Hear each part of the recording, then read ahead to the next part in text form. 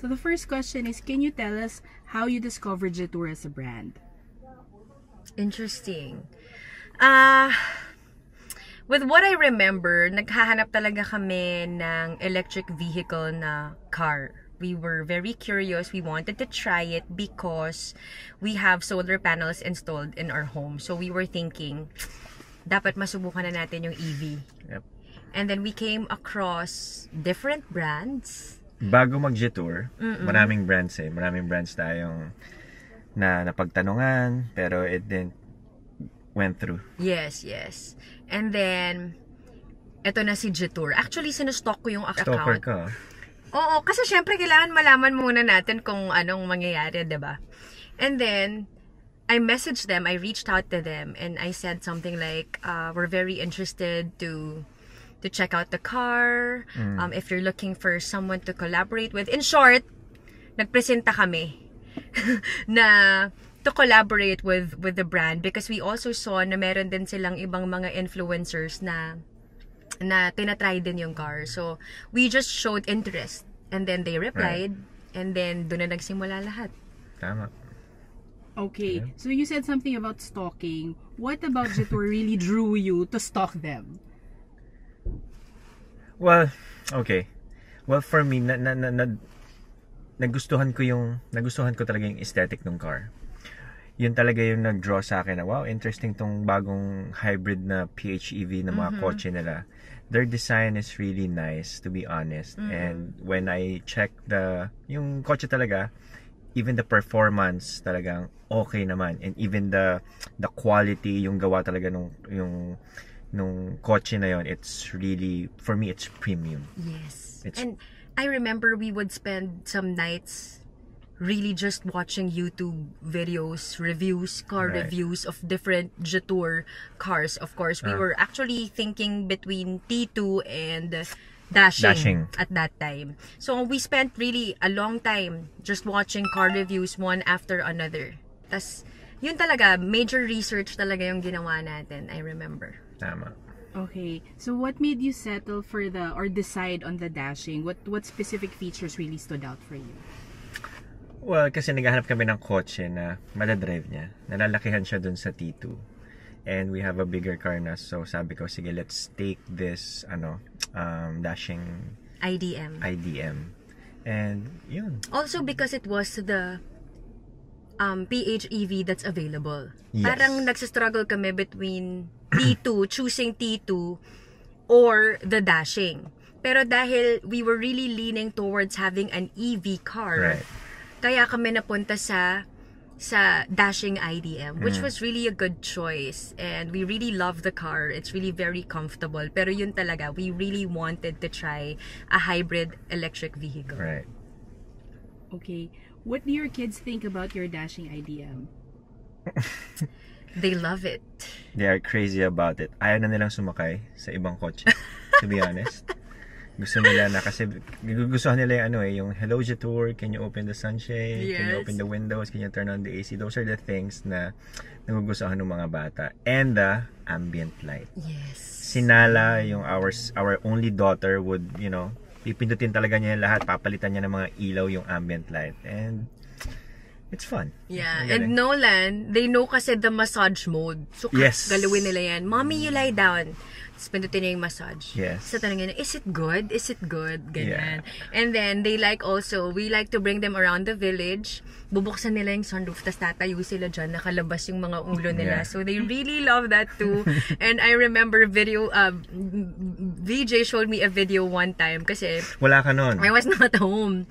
Eh, dun sa village where we live, medyo slopey siya, up and down. Ang ginawa niya, nakatayo yung dalawa, binidyo niya sa taas, tapos pinaandar niya ng mabilis. So imagine the wind and their happy laughing faces. Tapos ako talaga yung pag naiwan talaga sa tatay yung mga bata but they really had so much fun. So there was also one time na alis kami, I was the one na magdadrive, and then sabi ko, oh, let's use this other car kasi ang tagal na natin nung hindi napapatakbo.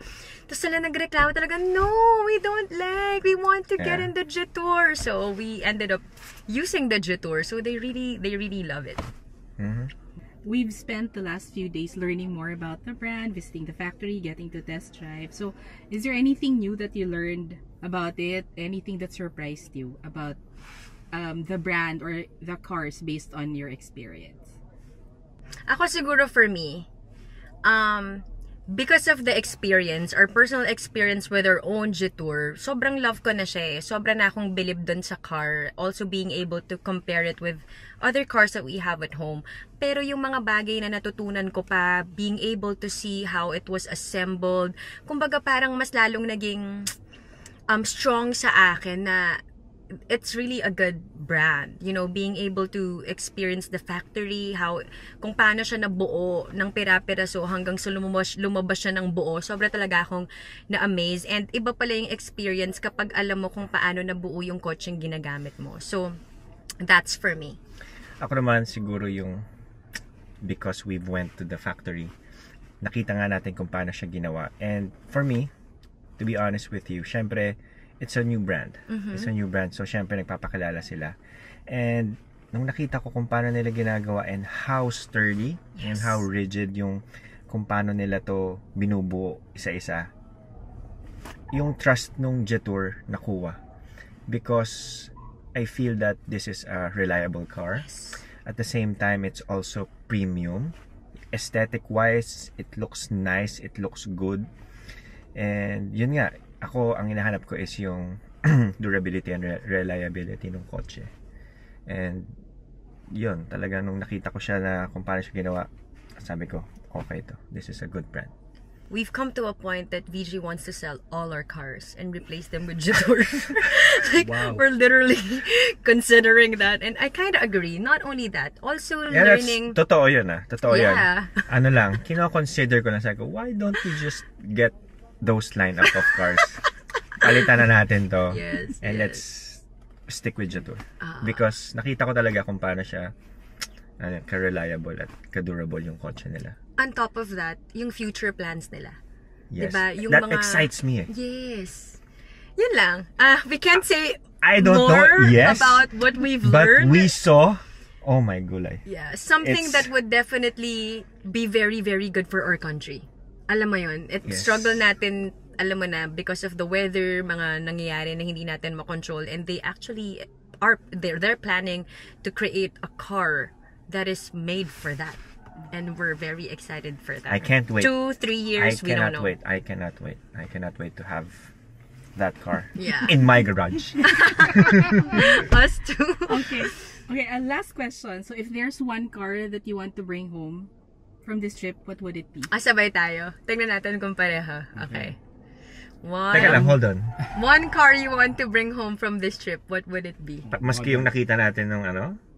Siguro. You can just say it, but they don't know how it looks like anyway. Okay. Kasama yun. Sige. Kasama yun. Sige. Okay, 1, 2, 3. T7! T5 sabi mo? Oo. Why? Okay, why? Quickly. Why T5? Kasi ano siya parang feeling ko siya na yung level up T2 na okay na for me. So, that's my choice. Ako naman yung T7. Guys, I cannot wait. Mahawakan ko yung kotse na yun. Yes. Because for me, it's the ultimate car. By far. Tsaka parang imagination lang natin yun dati. Tapos parang talaga ba mangyayari yan? Posibleng mangyari yan. And it's right there in front of you. So, yeah. Ako for me, it's the ultimate car. The T7. It's the ultimate car that was ever built. And it's built by Jetour. Okay. Yay! Thank you! Bonus question, ano mo sabi nyo kay Paul? We